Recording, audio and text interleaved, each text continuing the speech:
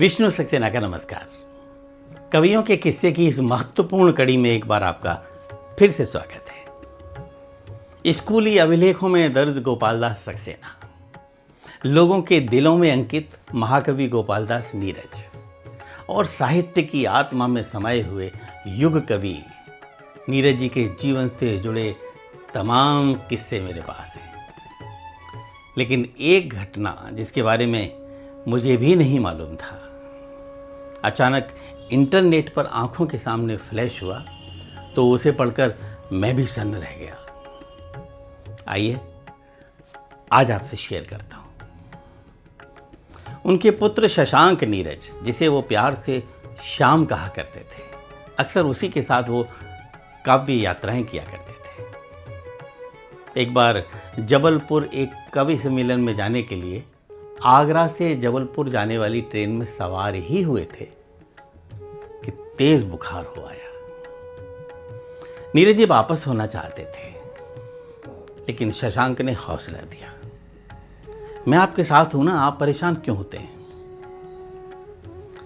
जब जबलपुर पहुंचे तो आयोजकों ने अच्छे डॉक्टर को दिखाया, लेकिन बुखार था कि कम होने का नाम ही नहीं ले रहा था। बहरहाल इसी हालत में दोनों ने कविता पाठ किया। कवि सम्मेलन के बाद उसी तेज बुखार में अगले दिन की ट्रेन पकड़कर आगरा के लिए लौट चले।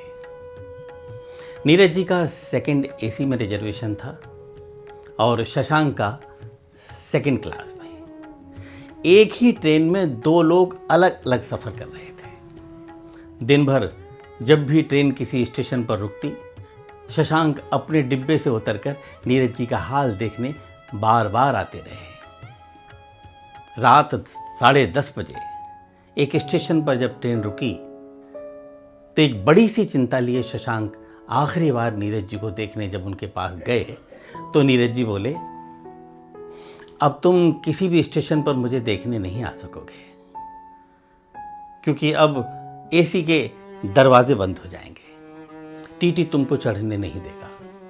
फिर भी अगर आओ तो मेरी एक बात ध्यान रखना, मेरी तबीयत खराब है, मेरी उम्र भी हो चुकी है, अगर मेरी मृत्यु हो जाए तो मुझे छू कर देख लेना, मगर रोना नहीं।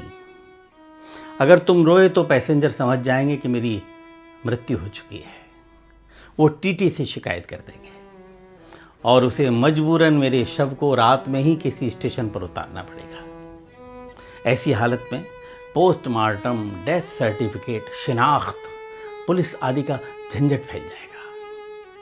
फिर तो मैं टैक्सी करके मेरे शरीर को आगरा ले जाना होगा, बहुत बड़ी मुसीबत हो जाएगी। इसलिए तुम जब देखो कि मैं मर चुका हूँ तो मुझे पूरा शॉल से ढक देना और बिना रोए आगरा तक इंतज़ार करना। जीवन की ये वास्तविक क्षण पिता पुत्र के थे, मित्र से मित्र के थे, गुरु शिष्य के थे या भगवान और भक्त के थे, मालूम नहीं।